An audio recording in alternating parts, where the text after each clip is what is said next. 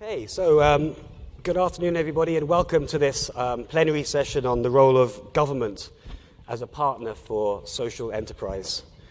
And I think that I must have the most difficult task of this whole forum because I have to manage a conversation that involves politicians. So please be kind to me. So, ladies and gentlemen, governments across the world are waking up to the role that social enterprise can play in delivering more sustainable and inclusive economic development.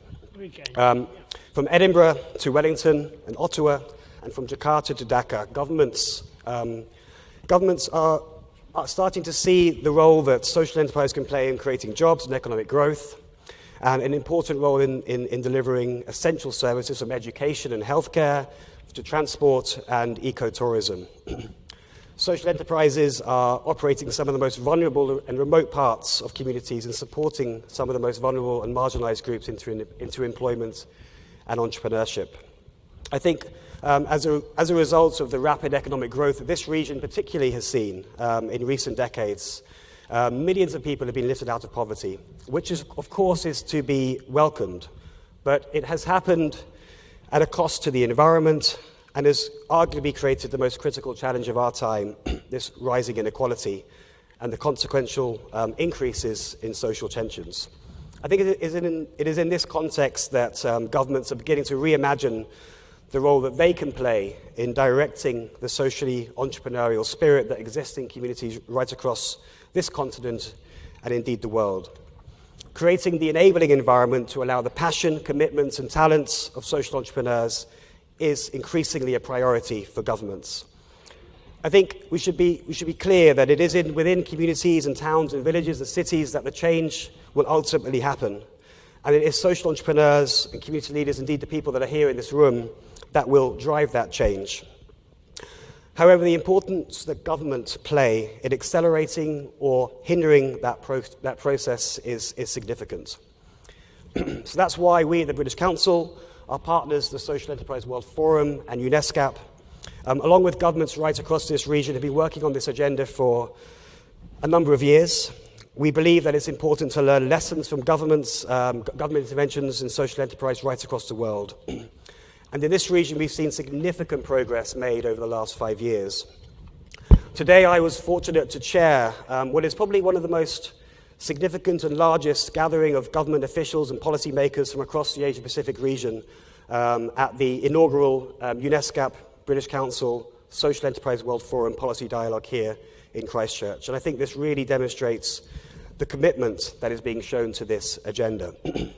So I'm delighted this afternoon to be invited by 5 of our delegates from this morning's session to explore the role that government can play as a partner to social enterprise. And I think the critical word here is partner.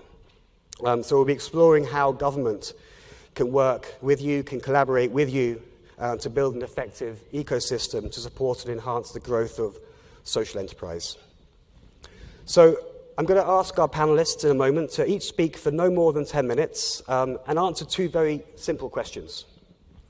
The first one is why? So why social enterprise? Why is your government interested in developing policies around social enterprise? And secondly, briefly, what are your governments doing or planning to do to support the growth of social enterprise? Okay. And after these initial interventions, I'm going to open up to a dialogue with everyone here in the audience. Now, I think this is a really unique opportunity. It's not often we get 5 government officials on a panel. So, and you are the people that need the support, need that enabling environment to be created. So I think it's a really important and significant opportunity for you to ask those questions of government, to reflect on your challenges and obstacles and indeed some of the successful policies that have been implemented. So please take advantage of the opportunity to help us think about what governments can do more of to support you. At the end, I'm going to ask our panelists to think about what we can do as a global community of policymakers to support the growth of social enterprise as well. So SEWF is designed to build a global community of social entrepreneurs. We also want to build a global community of policymakers and governments that are committed to this agenda. So I'll ask them to reflect on what they think we can do together to support the collaboration across governments as well. Okay, so I'm going to introduce each of our panelists in turn. and invite them up to speak. You're welcome to either use the lectern if you wish, or to sit here. Entirely up to you.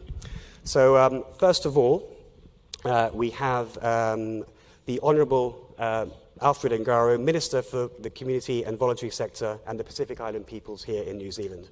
So Minister, perhaps we could start with you. Okay. Will someone do the slides? Yeah. Or do I need the pointer?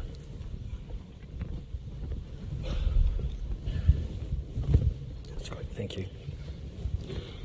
So this is probably the hardest session because, this is the graveyard shift is what they often call it. So we've got to be really short and sharp so that we can get the points, but also more importantly, give you an opportunity to ask us some questions as well.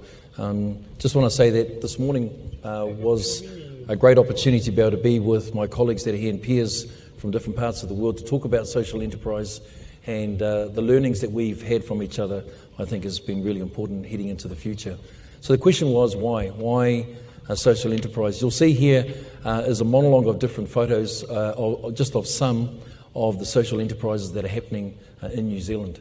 They're everything from whether it's around employment for those with disability, whether it's those around health and nutrition, whether it's those around employment, looking at how the environment can be utilised to enable some revenue development and income as well. There are a number of things.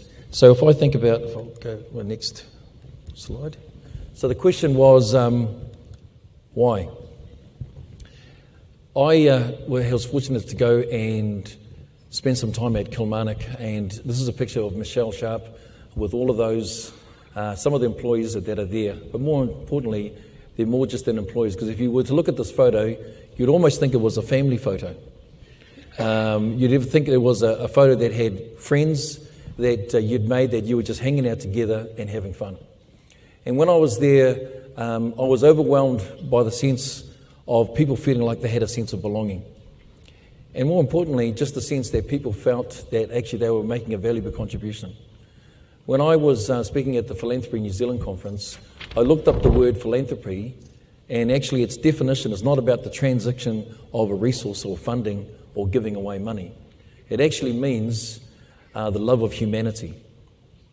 And I believe the fact is that what social enterprise does for all of us, and answering the question why, is because if we truly are in love with the humanity and all that it brings and all that it enables, then that's the reason. Is because we want to see a society where everybody has a place to belong, where people actually, and part of Kilmarnock is around people realising their potential. And that's simply the reasons why. And one of the things that I think is really important for all of us is that, and we heard some of the stories today, where those who had partnered with some sector expertise came along to Kilmarnock. And at first they thought they were just coming to do some good, but in the sense, during the journey, they realised actually there were more things that were happening to them that changed their whole experience. And so what I want to say is that in the why, it's not just about how we can do good for others, but if we open ourselves up to be truly present, we can be impacted.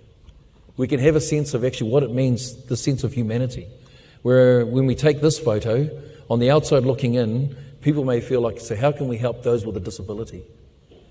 And I don't know if you've had this experience when you've sat there, and I remember one time when I was hearing the stories, and there was this lovely moment in Kilmarnock where two people came across, they looked at each other, and they were like two sort of lovers looking at each other, eyeing each other up and sort of winking at each other, then laughing and then smiling. And they did these movements. I said to Michelle, geez, these guys look like, they're in love with each other. And she said, well, surprise, they've just got engaged. And it was just the fact is that how can we create a place, not only of belonging, but a sense when people can also have the sense of hopefulness and the sense where they can actually begin to explore and to be able to realise their potential as well. So to me, I think actually this is not a government or policy response. It should purely be a response about the reasons why, because it's the right thing to do. And that's the reasons why. So just want to acknowledge the fact is that we've been busy, and I've acknowledged the Honourable Jo Goodhue because she came before me. And I always think it's important to think about the people who have done some of that work. And so even though this is Jo Goodhue, who was the previous Minister of Community and Voluntary Sector, she had also too had put the platforms in place to be able to do the work. There was a cabinet paper that was put together called A Pathway to Growth. How can we look at growing social enterprise? What do we need to look at some of the barriers and challenges around that as a government? But more importantly, what do we need to do in regards to partnering with others as well? And the other part that I think of in this process is that while this may be a picture of Joe, there are many pictures of many other people who have been part of this process, and we should make sure that we never forget them, and that the most important thing, we take everybody along with us in this journey around social enterprise. So there are three things that we've done as investigating barriers. First of all, we need to know who's in the sector, who's out there. Currently there's around about 2,000 we think, but actually there's more. So we've commissioned some research for us to be able to look actually who's in the sector, what are they doing, and that's going to be important to us. We've put in some funding around that, so there's about $5.5 million that we think is important around saying here's the start of a commitment to look at how we can create and develop a marketplace. That means that we'll have more social enterprise happening in the sector as well. And then there's development of that into the future. So I think the fact is that we're thinking about right across all the different government departments, because here's my belief, is that I believe social enterprise is going to revolutionise the way we look at the way we care for our communities.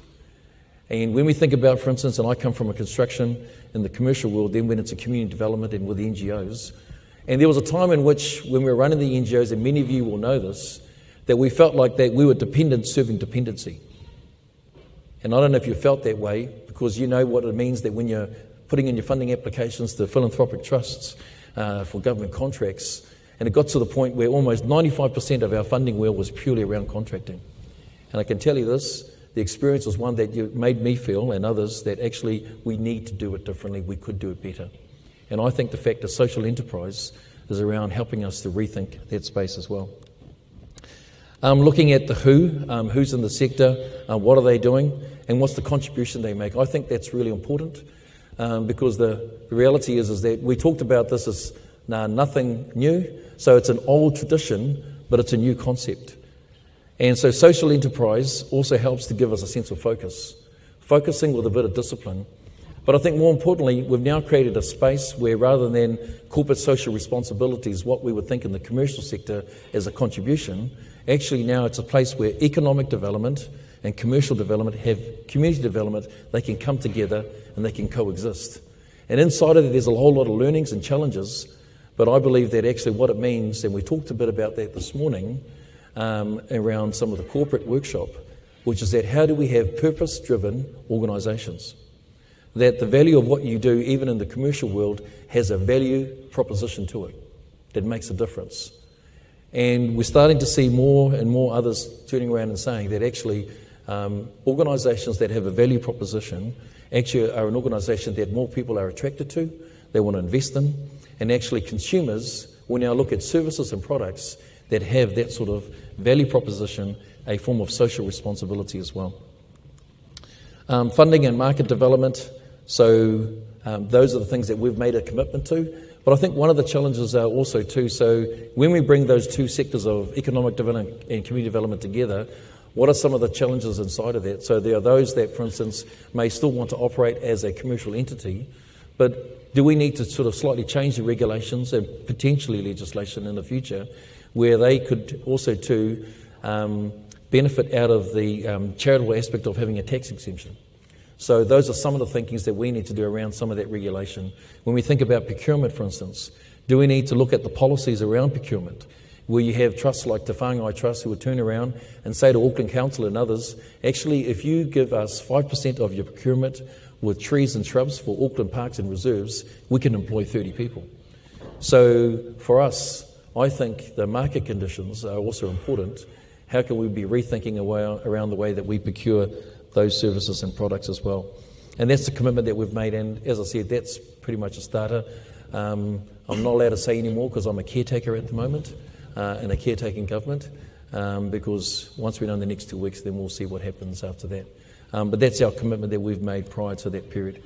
The government is a partner, and I think that's really important. So we think the fact is that the partnership that we can have with others, so we are not, we're the enabler. We think there are core services we absolutely need to deliver. But at the same time too, can we remove some of the regulation? Can we create more of the opportunity? And when we think about social enterprise, I don't think we should just be limited by the fact of what we can trade internally or domestically within the confines of our own borders, but are there other opportunities to explore offshore, to export some of those services and products as well? So I think we shouldn't limit ourselves, and I believe that government definitely is a partner for the future as well.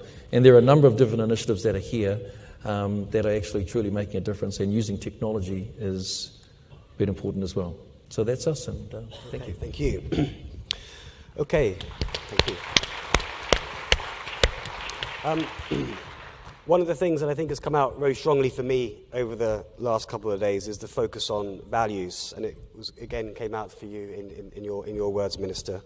The idea of belonging, identity, values, and being present as being core to what we're trying to achieve with social enterprise, and moving away from some of the technical conversations that I often have in the region. So it's important to remind ourselves and to ground ourselves in what we're actually trying to do. You also talked about data.